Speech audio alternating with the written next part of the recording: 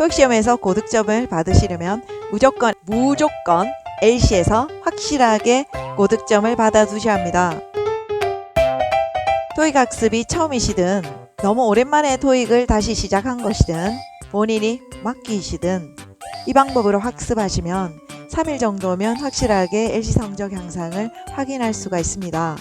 특히 최근에 파트 2 시험이 어려워졌다, 파트 2에서 너무 많이 틀린다 하시는 분들은 꼭 이 방법으로 학습하셔서 LC 성적의 드라마틱한 결과를 확인하시기 바랍니다. 우선 시작하기 전에 스프링노트 한 권과 형광펜, 필기펜을 준비해 주세요. 그리고 본인의 LC 책을 가져오시면 되겠습니다.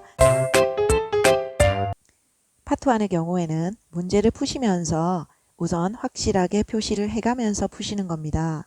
자, 음성이 나오고 A를 들었을 때 A가 답인 것 같다 하면 푸시를 하시고요.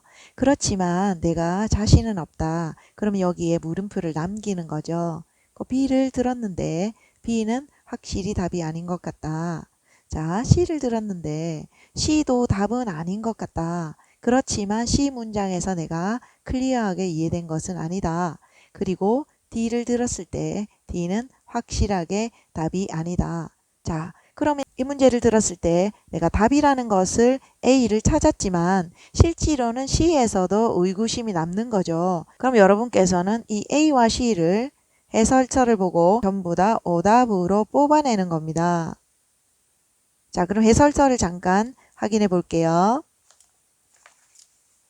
자, 해설서를 보시면 조금 전에 자기가 망설였으나 요것이 답이었다 하면 표시를 하시고요.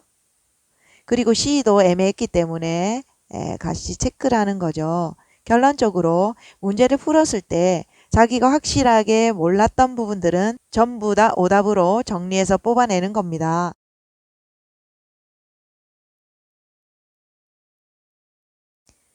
파트 2의 경우에도 방법적으로는 파트 1과 유사합니다. 자, 20번을 한번 보겠습니다. 질문을 들었을 때 퀘스천을 클리어하게 이해하지 못했다 하면 문제 앞에다가 표시를 하세요. 그리고 선택지 A가 나왔을 때 A를 딱 들으니까 답은 아닌 것 같다. B를 딱 들었을 때 답은 아닌 것 같지만 B의 내용이 명확하게 이해는 되지 않는다. 하지만 답은 아닌 것 같다. C를 딱 들었을 때 C는 답인 것 같다. 하지만 역시 C도 그렇게 자신 있는 건 아니다. 그러면 문제를 풀고 났을 때 이렇게 문제에다가 표시를 해두는 겁니다. 자, 그러면 리뷰하는 방법이 매우 중요한데요. 해설지를 한번 보겠습니다. 자, 해설지를 봤을 때 20번 문제를 본인이 풀 때 문제를 명확하게 이해를 못했었어요. 그래서 이 문제를 뽑아내는 겁니다. 그런데 실제로 정답은 본인이 했던 C였기 때문에 맞춘 거죠. 그러면 C를 이렇게 득점을 해도요, 이거는 이해가 되어야 되기 때문에 요거 두 개를 묶어서 정리를 해야 되는 겁니다. 무슨 말이냐면 명확하게 이해를 하고 푼 문제가 아니면 무조건 뽑아내야 된다는 것이죠.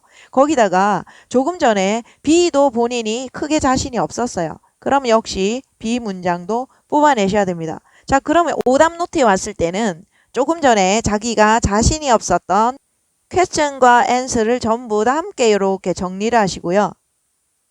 조금 전에 풀면서 자신이 없었던 정답지에 무관한 답변도 여기다가 정리를 해 주시는 겁니다.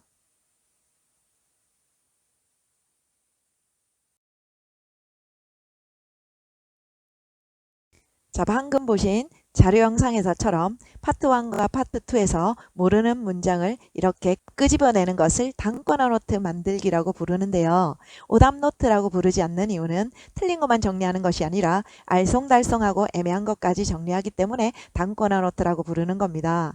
이렇게 하는 이유는 파트 1과 파트 2가 문제은행식으로 출제되기 때문인데요. 토익에 자주 출제되는 빈출 문형들을 반복해서 연습을 하고 계실 때 새로운 단어 바뀜 현상이 일어나서 마치 새 문장인 것처럼 나오더라도 우리는 즉시 그것이 기존에 학습했던 문형과 다를 바 없다는 걸 알고 문장의 의미를 문맥을 예측해낼 수 있는 거죠. 즉 체화가 가능하게 되는 겁니다. 그러니까 파트 1과 파트 2의 이런 단권화 노트를 만드신 후에 묵혀두지 마시고 자주자주 반복해서 손때가 묻도록 읽고 또 읽고 익히고 또 익힌다면 반드시 여러분이 A시에서 단기간에 고득점 하시는 충분한 지름길 역할을 톡톡히 해낼 겁니다.